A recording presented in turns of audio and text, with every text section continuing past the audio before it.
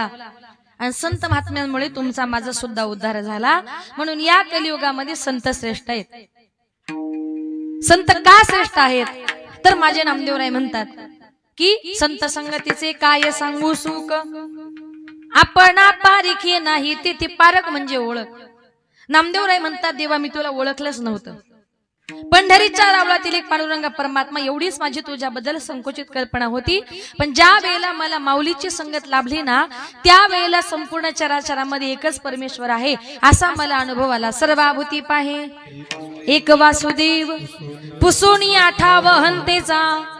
नामदेवराय म्हणतात तो अहंकार आज माझा गळून पडला। मला अजून तो प्रसंग आठवतोय का ज्या वेळेला मी उत्तर भारतातून तीर्थयात्रा करत करत गोकुळ मथुरा वृंदावन प्रयाग कुरुक्षेत्र करत करत ज्या वेळेला महाराष्ट्रामध्ये आम्ही औंढ्या नागनाथाच्या जवळ आलो, नदीच्या काठी मोठं असं मैदान होतं, म्हणून त्या मैदानामध्ये रात्री नामदेवरायांचं कीर्तन ठरवलं।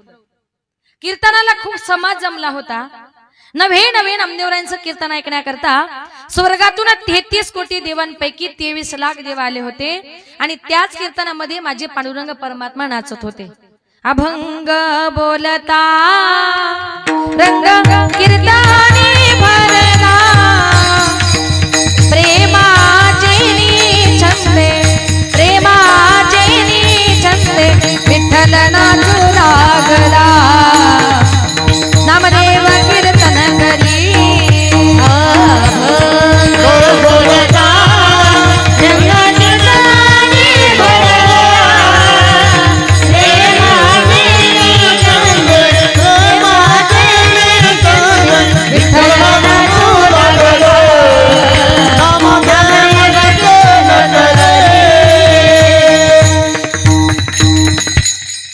अभंग बोलता रंग कीर्तनी भरला, प्रेमाची छंदे विठ्ठल नाचू लागला।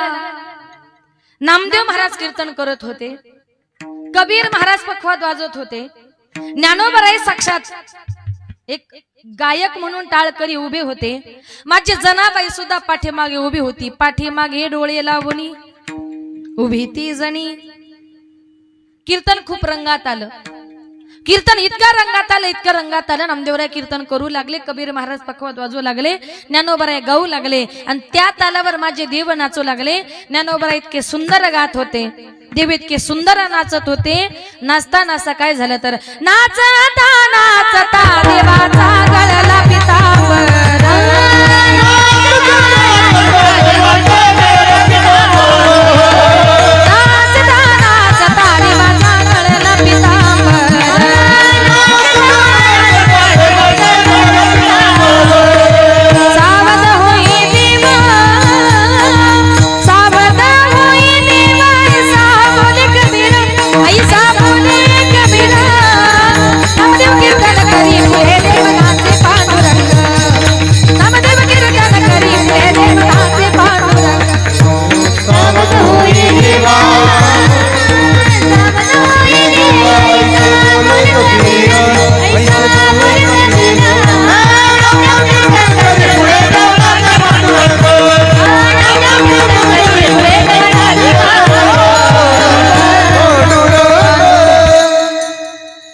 नाचता नाचता देवाचा गळला पितांबर। देव इतके उड्या मारत होते, गाये नाचे उडी आपोलिया छंदे, इतके नाचत होते। धन्य जगी तोचे एक हरिरंगी नाचे, रामकृष्ण वासुदेव सदा स्मरे वाचे। धन्य जगी तोचे एक हरिरंगी नाचे, इतके नाचत होते। नाचता नाचता देवाचा पितांबर गळला तरी देव भानावर नाही। पखवाद्याचं कसं सगळ्या टाळकऱ्यांकडे लक्ष असतं, तसं कबीर महाराजांचा देवाकडे लक्ष गेलं। बघतात तर काय पितांबर म्हणजे आपल्या भाषेत धोतर। नाचता नाचता देवाचा पितांबर गळला तरी देव नाचतायत। कबीर महाराज खुणवतात, म्हणतात देवा देवा आहो तुमचा पितांबर। देव म्हणतात बघ गबस कबीरा, कीर्तनामध्ये बोलायचं नसतं।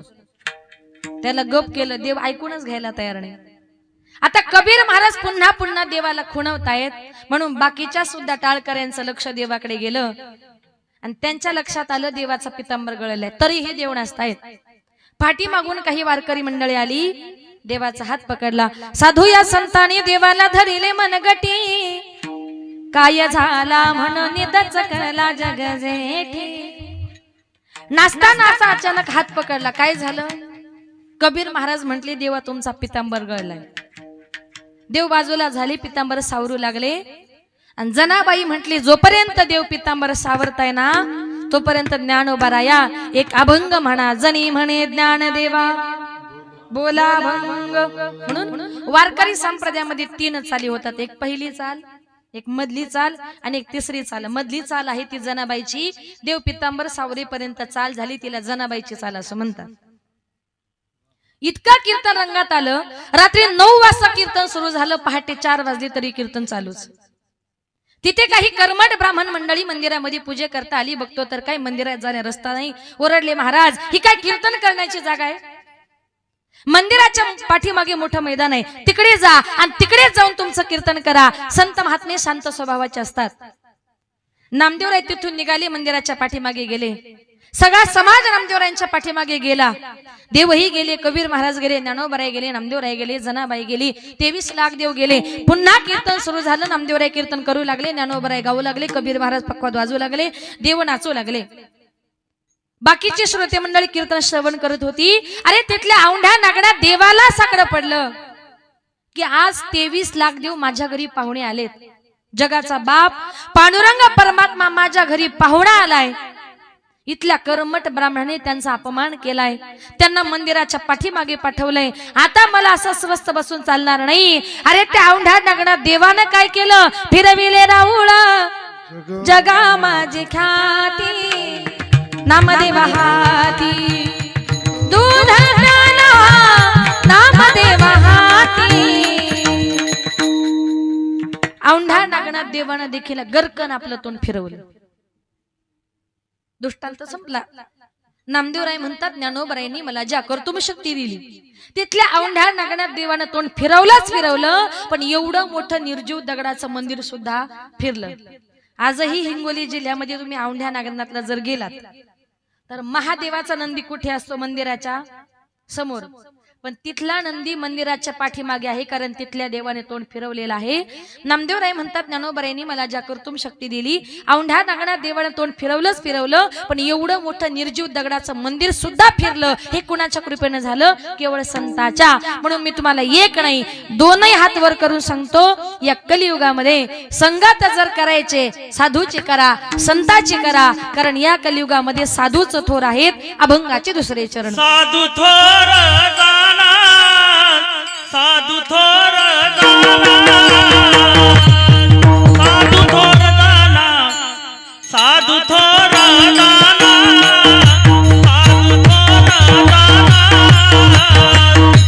साधू थोर दाना, साधू थोर दाना, थोर दाना, साधू थोर दाना, साधू थोर दाना, साधू थोर दाना, साधू थोर दाना, साधू थोर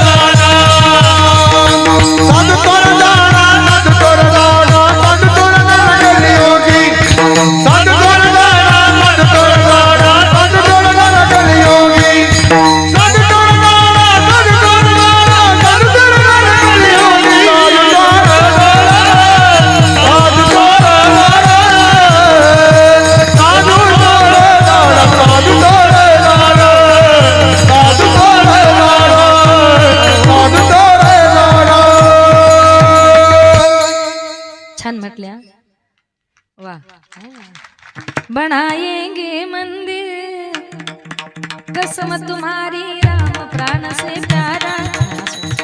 साधु थोर जाना, साधु थोर जाना, साधू थोर जाना कलियुगी। या कलियुगामध्ये साधू थोर आहे, संत थोर आहेत। संत का थोर आहेत तर संत महात्मे जगावर प्रेम करताना आपल्या शरीराचा कधी विचार करत नाही। म्हणून या अभंगामध्ये माझ्या नामदेव यांनी 3 वेळा शब्द वापरला, साधू थोर जाना, साधू थोर जाना, साधू थोर जाना। संतांना साधूंना मोठेपणा देण्याचं काम माझ्या संत महात्म्यांनी केलं। म्हणून संत महात्म्याने जो तुम्हाला मला मार्ग सांगितलाय त्या मार्गाने तुम्हाला मला प्रत्येकाला जायचंय।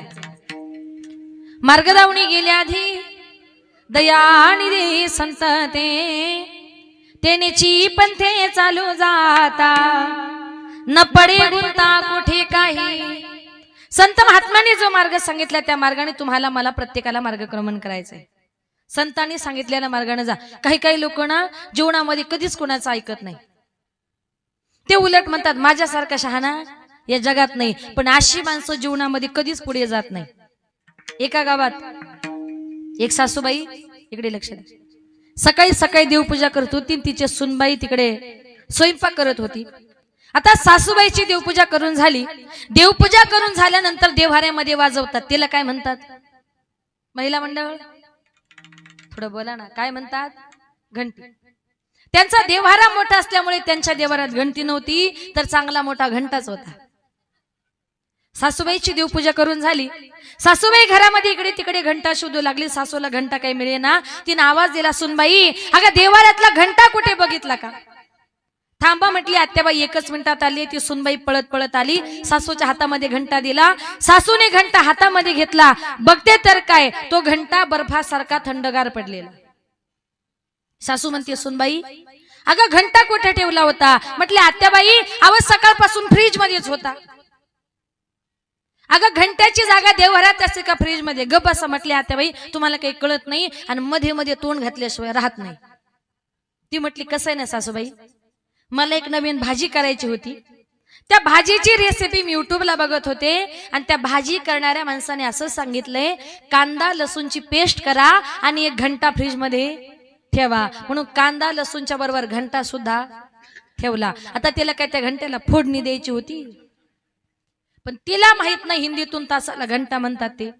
म्हणजे काही काही लोकांना काही कळत नाही बघा। एका गावात एक सुनबाई आपल्या सासूला सारखी घरात घ्यायची बाहेर काढायची, घरात घ्यायची बाहेर काढायची, सकाळपासून दुपारपर्यंत तिचा तेवढाच उपक्रम चालू। एक मातृभक्त गेला आणि म्हटला बाई सकाळपासून मी तुमची गंमत बघतोय, तुम्ही तुमच्या सासूला घरात घेता बाहेर काढता, घरात घेता बाहेर काढता, नेमका तुमचं चाललंय तरी काय? तुम्ही किती सासूचे हाल करता? ती म्हटली दादा तुमचा काहीतरी गैरसमज झाला, मी अजिबात सासूचे हाल वगैरे करत नाही, अहो सकाळपासून मी बघतोय वरून खोट्या बोलता। ती म्हटली दादा मी सासूचे हाल करत नाही, मी सकाळपासून व्यायाम करते व्यायाम। तो म्हटला असं सासूला त्रास देऊन कोणी व्यायाम करतं का? ती म्हटली दादा तुम्हाला खरं प्रामाणिकपणे सांगते, मी सकाळी उठले का टीव्हीला पहिले रामदेव बाबांची योगासन लावते आणि त्याच्यात रामदेव बाबांनी असं सांगितलंय सास को अंदर ले लो सास को बाहर छोड़ो, सास को अंदर ले लो सास को बाहर छोड़ो। आता रामदेव बाबा काय म्हणतात? सासूला आत घ्या बाहेर काढा। ते म्हणतात बाबांना श्वास घ्या श्वास सोडा। आपण त्याचा गैरअर्थ करतो, त्याला रामदेव बाबा तरी काय करतील? म्हणजे जीवनामध्ये काही काही लोकांना काही कळत नाही आणि ते दुसऱ्याचं ऐकत नाही। अशी माणसं जीवनामध्ये कधीच प्रगती करत नाही। उलट म्हणा मला जे येतं ते खूप कमी येतं, माझ्यापेक्षा कितीतरी हुशार माणसं या जगामध्ये आहे, त्या दिवशी खरी तुम्ही प्रगती केल्याशिवाय राहणार नाही।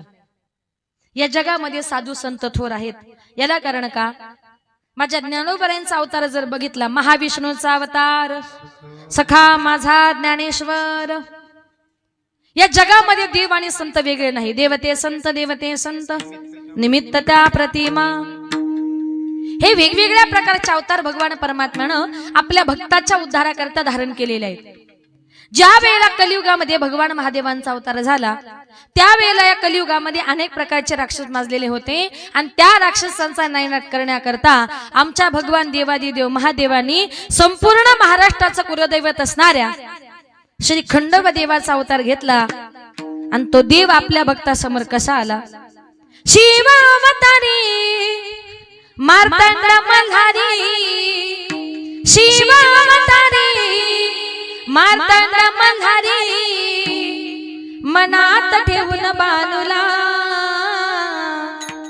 त्याच मारून घोड्याला निघाला बाणूच्या वाड्याला त्याच मारून घोड्याला निघाला बाणूच्या वाड्याला सतमारून घोड्याला निघाला बाणूच्या वाड्याला सतमारून घोड्याला निघाला बाणूच्या वाड्याला शिवावतारी मार्तंड मल्हारी शिवावतारी मार्तंड मल्हारी मनात ठेवून बाणूला त्याच मारून घोड्याला निघाला बाणूच्या वाड्याला त्याच मारून घोड्याला निघाला बाणूच्या वाड्याला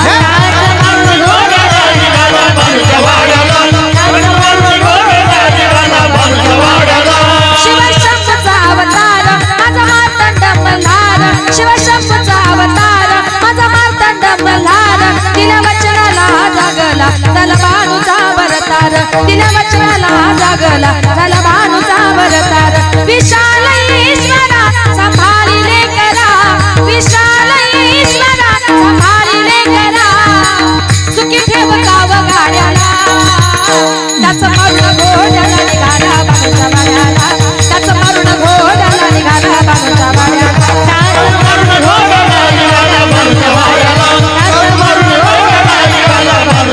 देव जय देव जय देव जय देव जय देव जय शिव मार्तंडा आदि मायेचा मल्हारी तुझी प्रचंडा देव जय देव जय देव जय देव जय देव जय शिव मार्तंडा आदि मायेचा मल्हारी तुझी प्रचंडा देव जय देव जय देव जय देव जय देव जय शिव मार्तंडा आदि मायेचा मल्हारी तुझी प्रचंडा आगड धुम नगारा सोन्याची जेजुरी देव गेले जेजुरा निरा गोडा आगड धुम नगारा सोन्याची जेजुरी देव गेले जेजुरा निरा गोडा पाहुले तोडा कमरी करा करा कटीर मस्तकी तुरा खोबऱ्याचा कुटका भंडाऱ्याचा भडका बोल अहंकारा सदानंदाचा येळको सदानंदाचा येळको देव देव देव देव देव देव शिव मार्तंडा आदि मायेचा मल्हारी तुझी प्रचंडा देव देव देव देव देव देव शिव मार्तंडा आदि मायेचा मल्हारी तुझी प्रचंडा येळको सदानंदाचा खंडोबाच्या नावानं चांगलं वाटलं ना थोडं गोंधळ केल्यासारखं अजून म्हटले असते पण नको एखादीच्या पटकन अंगात यायचं नाही बायकांच्या लगेच अंगात येते एका गावात असंच लोक म्हटली ताई अजून म्हणा मी म्हणायला लागली तिकडून अशी जगदंबा धावत आली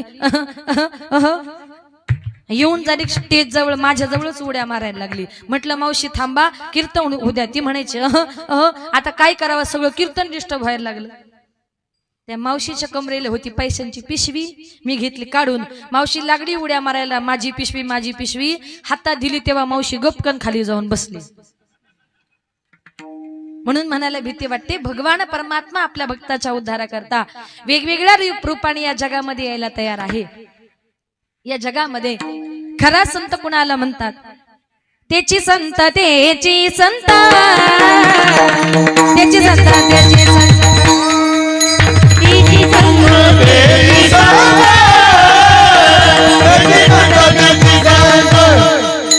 त्याची संत त्याची संत त्याची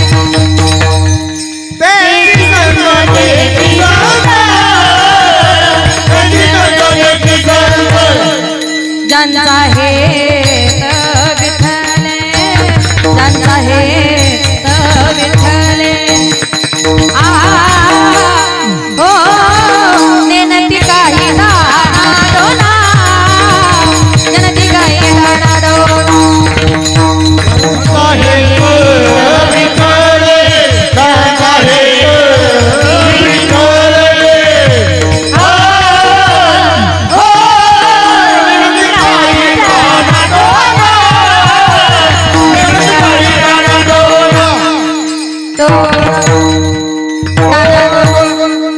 त्याची संत त्याची संत ज्यांचा हेत विठ्ठले खरे संत कुणाला म्हणतात माझ्या नामदेवराय म्हणतात साधू थोर जाणा साधू थोर जाणा साधू थोर जाणा कलियुगी कलियुगातले साधू थोर आहेत, पण आत्ताच्या काळातले नाही. याच्या अगोदर जे साधू संत होऊन गेले ते आत्ताच्या काळामध्ये संत झाले, पण कसे? पोटासाठी संत झाले. कलित बहुत आपले पोट भरण्याकरता संत या जगामध्ये झाले. एका गावात असेच एक ढोंगी साधू त्या गावामध्ये आले, मंदिरामध्ये मुक्कामाला थांबले. गावातल्या लोकांना कीर्तन काय, प्रवचन काय, वेदशास्त्राचं ज्ञान काय, तुमच्या गावात बसल्या बसल्या जगात काय चालतं हे मला कळतं. 1 लाखाचे 2 लाख करतो, 2 लाखाचे 4 लाख करतो, पैसा कोणाला नकोय? गावातल्या अनेक लोकांची त्या महाराजावर श्रद्धा बसली. त्या गावातला एक इंजिनियर पैशावाला होता. त्याचे जवळ त्याने 2 लाखाचे 4 लाख, 4 लाखाचे 8 लाख, 8 लाखाचे 16 लाख असे सगळे डबल पैसे करून दिले. त्या इंजिनियरची एवढी त्या महाराजांवर श्रद्धा बसली. तो इंजिनियर घरी गेला आणि बायकोला म्हटला, ग आपल्या गावात इतके चांगले महाराज आलेत का त्यांचं दर्शन घेतलं तर माणसाचं दैन्य दुःख दूर होतं. गावात बसल्या बसल्या जगात काय चालतं हे महाराजांना कळतं. त्या बाईनं सांगितलं, तुमचा असेल त्या महाराजावर विश्वास, पण मी काय त्याच्यावर विश्वास ठेवणार नाही. म्हटले का? कारण त्या इंजिनियरची बायको म्हणजे एका कट्टर वारकरी घराण्यातली मुलगी होती आणि वारकरी लोक सहसा अशा भोंदू लोकांवर विश्वास ठेवत नाही. तिने सांगितलं, तुमचा असेल पण मी नाही. आता एकदा तरी दर्शनाला चल. येणार नाही म्हटली. हवा तर म्हटला महाराजांना आपल्या घरी आणतो. तिने सांगितलं, घेऊन या. अतिथी देव भव, त्यांचा आदर तिथ्य सत्कार सन्मान सगळं काही करणार, त्यांच्याकरता भोजन बनवणार, महाराजांना घेऊन या. इंजिनियर गेला. महाराजांना गावातल्या काही लोकांना भोजनाचं आमंत्रण दिलं. संध्याकाळी महाराज आले. अनेक ग्रामस्थ मंडळी आली. त्या बाईनं ठरवलं, महाराजांना गावात बसल्या बसल्या जगात काय कळतं हे जर कळतं, आज जेवताना महाराजांची परीक्षा घ्यायची. तिनं ठरवलं, कारण वारकऱ्याची मुलगी होती.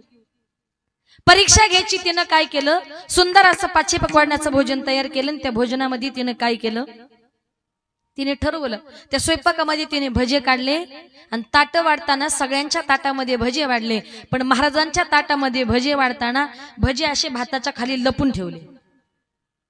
काय केले? भजे भाताच्या खाली लपून ठेवले. महाराजांना इथे बसल्या बसल्या जगातलं जर दिसलं तर भाताखालचे भजे जर दिसले तर साधू खरा त्याच्या पाया पडणार, आणि नाही दिसले तर म्हटले अपमानच करणार.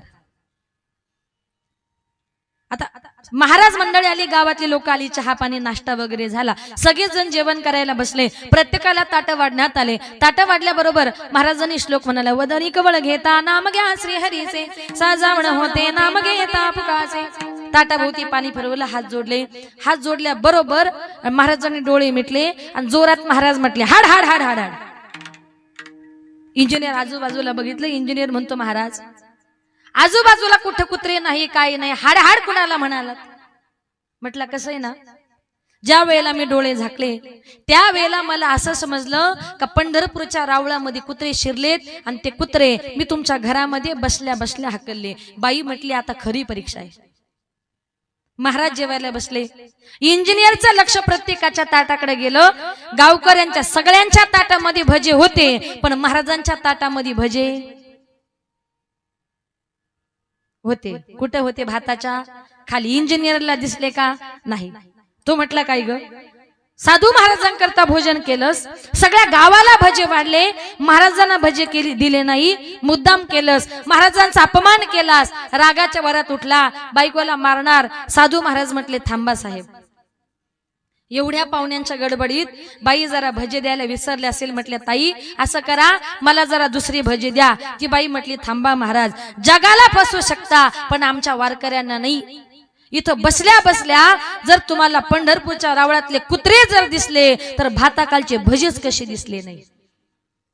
याला म्हणतात खोटा साधू. म्हणजे आताच्या काळामध्ये साधू झाले ते असे. ऐसे कैसे झाले बंधू, कर्म करुणी म्हणती साधू, अंगाला वणिया राख, डोळे झाकुणी करीती पाप. खरा संत कुणाला म्हणतात?